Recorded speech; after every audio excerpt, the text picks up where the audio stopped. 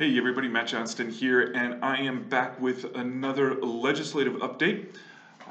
Please, once again, don't forget to subscribe by clicking the subscribe button down below, and also hitting that bell. That'll tell you when we have new information available, new videos available. So I am doing some wrap-up videos here based upon the conclusion of the Maryland General Assembly. Their session ended last week. As typical with most Maryland legislative sessions, there was a flurry of activity towards the end of the session. Lots of bills passed in the final hours, which is pretty normal. I don't want people to think that they're trying to get away with things. The Maryland General Assembly only meets for 90 days every year, so a lot of work has to be done in the final few weeks. So today's subject is going to be taxation of digital goods. So in the 2020 General Assembly, the General Assembly passed a bill that would impose taxes on digital advertising and digital products, and the governor vetoed that bill. And one of the first pieces of action that the General Assembly undertook this year when it came into session was to override the governor's veto. So the digital tax became part of became law. But there were problems with it. And one of the problems with it was the Comptroller of Maryland issued some preliminary guidance that suggested that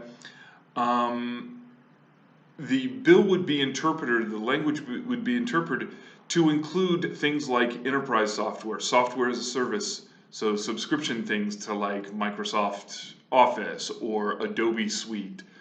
Those would be considered a digital product and therefore subject to the sales tax.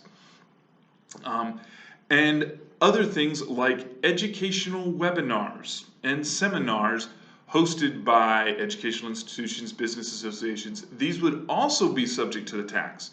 Well, yeah, that's a bit of a problem. So a bill was introduced, Senate Bill 787, that was going to fix some of these problems. And one of the problems that was fixed was that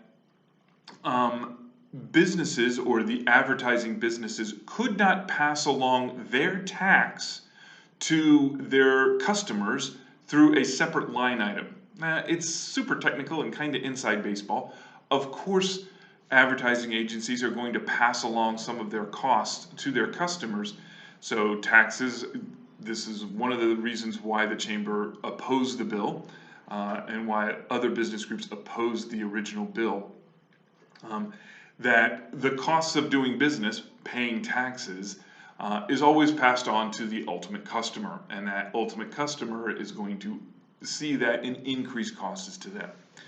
So one of the fixes that was put into this bill was to say that you can't pass along that tax as a separate line item.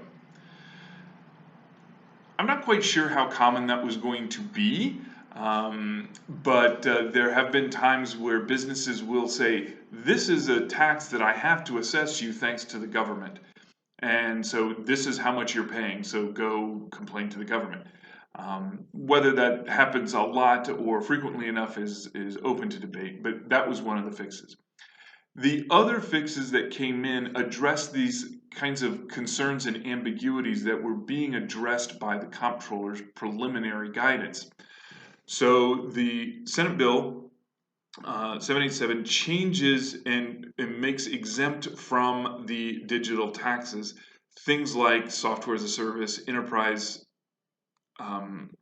software solutions, particularly cloud-based ones, educational webinars. Those are all excluded from the notion of a digital advertising tax or a digital goods tax. So this is a good step. It helps small businesses so that when you're purchasing, say, your QuickBooks online, you're not also going to be assessed a sales tax on that. So that will make things a little bit easier, I hope, for small businesses and small business owners. So please don't forget to subscribe. You can click the button that you see right up here. And you can also see other content up here by clicking this term or going to our YouTube channel or to our website, Mattthelawyer.com. In the meantime, go out and watch some live soccer. It's nice outside. Bye-bye.